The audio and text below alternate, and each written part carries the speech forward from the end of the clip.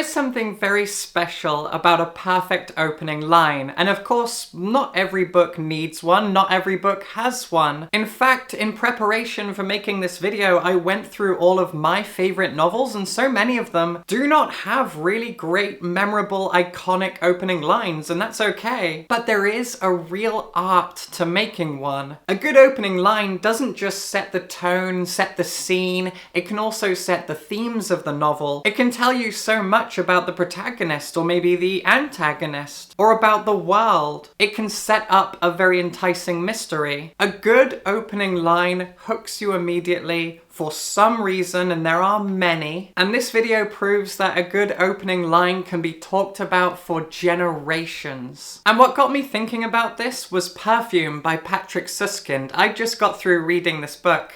Hey, that's my iPod and copy of Perfume by Patrick Suskind.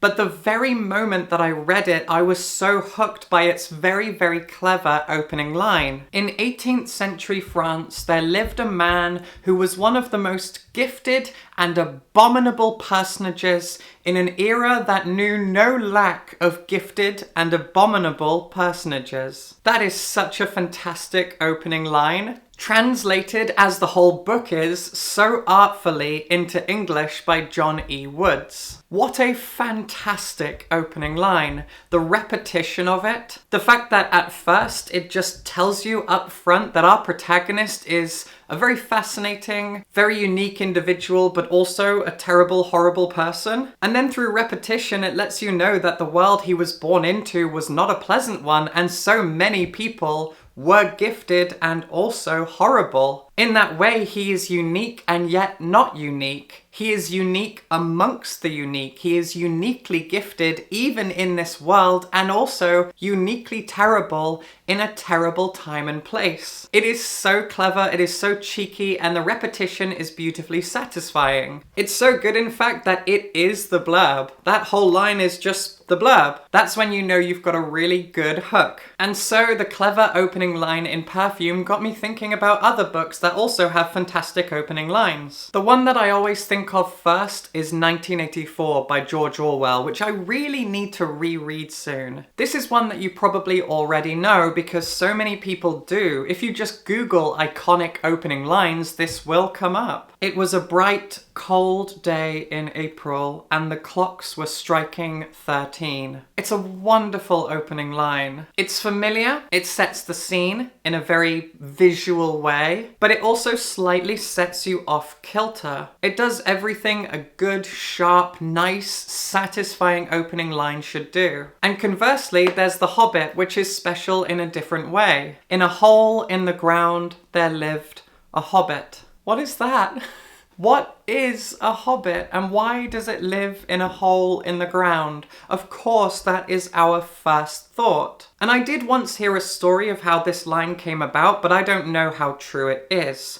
Maybe you've heard it too. The story goes that J.R.R. Tolkien was a professor and he was grading some papers, and he came across a piece of paper that was just blank, and this idea came to him and he wrote it down on that blank piece of paper. That first opening line to The Hobbit is the first thing he wrote, and it stayed there. If it's true, it's a very sweet and charming story, but obviously, I don't know if it is. And I am cheating a little bit here with this one because it's not just an opening line, it's an opening paragraph. But if you've read The Haunting of Hill House, I think you'll forgive me for this one because you know how good this opening paragraph is. No live organism can continue for long to exist sanely under conditions of absolute reality. Even larks and katydids are supposed by some to dream. Hill House, not sane, stood by itself against its hills, holding darkness within. It had stood so for 80 years and might stand for 80 more. Within, walls continued upright, bricks met neatly, floors were firm, and doors were sensibly shut. Silence lay steadily against the wood and stone of Hill House, and whatever walked there walked alone. What a staggering opening line. I can't even fathom writing something so electric, so tantalizing, so alluring, so haunting. That is a perfect opening paragraph. And I think a lot of people would agree. And after thinking carefully about all of these different opening lines and just how special they are, I, as I often do, turned to my patrons to get their favourite opening lines, and here's what they offered up. Okay, wait a sec. You didn't hear that, but around this time of day, my upstairs neighbour, I swear this happens every day. I'll be filming a video, he's getting ready, I can hear him stomping around, and so often he will drop something and he just goes, "Oh, fuck off." Every single time. I hope he's doing okay. So here are some of my patrons' favourite opening lines, and I am really happy with the selection here, especially because so many classics have iconic opening lines that aren't necessarily good, they're just really famous. Like, for example, the opening line to Pride and Prejudice. It's iconic, it's really famous, a lot of people know it, but is it actually that good? It's okay. So what my patrons have offered up here is a slightly better and more mixed and diverse dynamic selection, and I love to see it. Starting off with Adam, who suggested one that is pretty iconic for a modern novel, Stephen King's Gunslinger. The opening line being, "The man in black fled across the desert and the gunslinger followed." As Adam said, that is simple but perfect, and I agree. It's a great opening line. It tells you so much about the situation. You know where it's set. You know that it's a chase. You know that the villain, or at least the one being chased, is pretty anonymous. He's just a man in black. That tells you nothing, so there's an air of mystery. It's a really tight and considered opening line,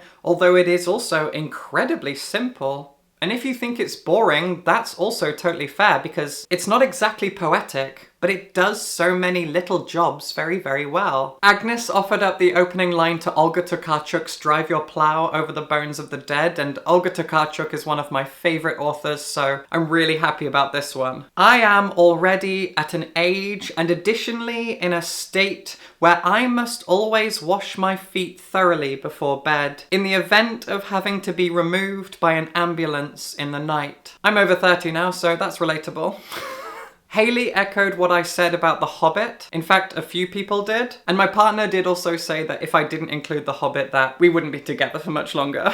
In a hole in the ground there lived a hobbit. This opening has always stuck with me since I first heard it as a child. I remember thinking, what is a hobbit and why does it live in a hole in the ground? I imagined some sort of mole creature, and I think the way that it made me guess at what a hobbit was helped it stay with me. That, and it's so simple my bad memory can remember it. Also relatable. This next one is truly phenomenal. A really incredible, powerful, impactful, and very short opening line. Violet selected this one, and it is from Pachinko by Min Jin Lee. "History has failed us, but no matter." Oh my god, I love this line so much. Violet said, "It's simple, but it reminds us of the weight of history and its effects. In a world where many of us continue to be failed by the past, there's a resilience in continuing to push through all adversity. Life goes on, we go on. Its simplicity is so profound to me,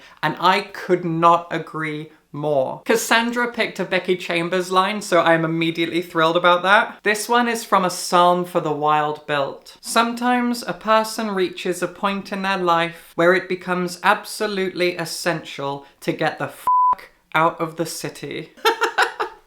As someone who grew up in the countryside and was bored stiff and has lived in most of the biggest major cities in the entire world, I don't think I'll ever get bored of city life. I'm terrified of living in the country, but I absolutely love the humour in this line. Rachel has pointed out one of the more iconic ones that is also genuinely good, so this is not a Pride and Prejudice situation. And this is from Daphne du Maurier's Rebecca, one of the greatest Gothic novels ever written. "Last night I dreamt I went to Manderley again." Oh my god, I love that line so much. This is a line that lets us know that our protagonist has a history, not just a history, but one that haunts her, whether for good or bad, we don't know yet, but whatever Manderley is, it is a place that exists in her dreams. And to be honest, if you think about it, the line is just vague enough to make you wonder if she's ever actually been there. I've never been to Istanbul, but I could write the line, "I dreamt I went to Istanbul again." You don't actually know, but you do know that it haunts her dreams, whatever it is. And again, at this point, you don't even know what Manderley is. It's a house, but it could be a town or a village or something else entirely. Eve has suggested quite a few, and some of my favorites are, if you want to know how poor somebody was growing up, ask them how many windows they had. That line is from Miyako Kawakami's Breasts and Eggs, one of my favorite novels of all time, so amazing taste, amazing choice. And another one that is also pretty iconic at this point is from The Secret History by Donna Tartt. The snow in the mountains was melting, and Bunny had been dead for several weeks before we came to understand the gravity of our situation. That line tells us so much about the events, themes, and most importantly, the characters of that novel. Absolute chef kiss. Perfect opening line. Joanne has picked a fantasy one, and I'm really grateful for that because fantasy fiction opening lines are kind of overlooked, as is so much with fantasy fiction. But this is an N.K. Jemisin line, and she is on a whole other level anyway. Let's start with the end of the world, why don't we? Get it over with and move on to more interesting things. Oh, God, I love that line. That is from the 5th season, one of the greatest fantasy novels ever written. Perfect. Ty has suggested one from a book that I've seen around recently but haven't gotten around to reading yet. It's a horror novella from a Latin American author. That's all I know. I just keep seeing it. But this opening line has immediately got me interested and I might pick it up soon. The book is Wormwood by Leila Martinez, and the opening line is, "I walked in and the house pounced on me." Ty said this one is a contender for one of my favorite books I've read this year, so amazing news. Ollie has provided a huge list, including an opening line that is one of my favorites of recent times, from one of my favorite books of recent times, Our Wives Under the Sea by Julia Armfield, and the opening line is, "The deep sea is a haunted house." Oh, God, that's so good. It's so good. Ollie also echoed what I said about The Haunting of Hill House, perfect opening paragraph, and also selected one from Lapvona. "The bandits came again on Easter. This time they slaughtered 2 men, 3 women, and 2 small children." Another one from Anna Burns's Milkman, which is a phenomenal work of fiction that blew up a few years ago and then everyone stopped talking about it. "The day somebody McSomebody put a gun to my breast and called me a cat and threatened to shoot me was the same day the milkman died." Oh my God, that's so good. Ollie said, "I think what I love about all these books is that they set out the whole novel, plot and tone, it is all there." I agree. And finally, quite a few people have recommended this one, and I did completely forget about it. The opening line of The Bell Jar. "It was a queer, sultry summer, the summer they electrocuted the Rosenbergs, and I didn't know what I was doing in New York." Absolutely iconic. I really hope you enjoyed these opening lines. They were all so impactful and impressive. My coffee is now cold. And if you want to get involved with videos like this one and recommend me things that we can talk about and discuss, you can join my Patreon. The link is right here. I would really, really appreciate your support. And if you'd rather not support me on there, I also have YouTube memberships. Whatever you prefer, your support would mean everything to me. I love my job, I love what I do, this has been so much fun, and I can only do it with the support of my patrons and channel members. So if you've got $1 to spare every month, please consider sending it my way. I would really appreciate it. Subscribe for books.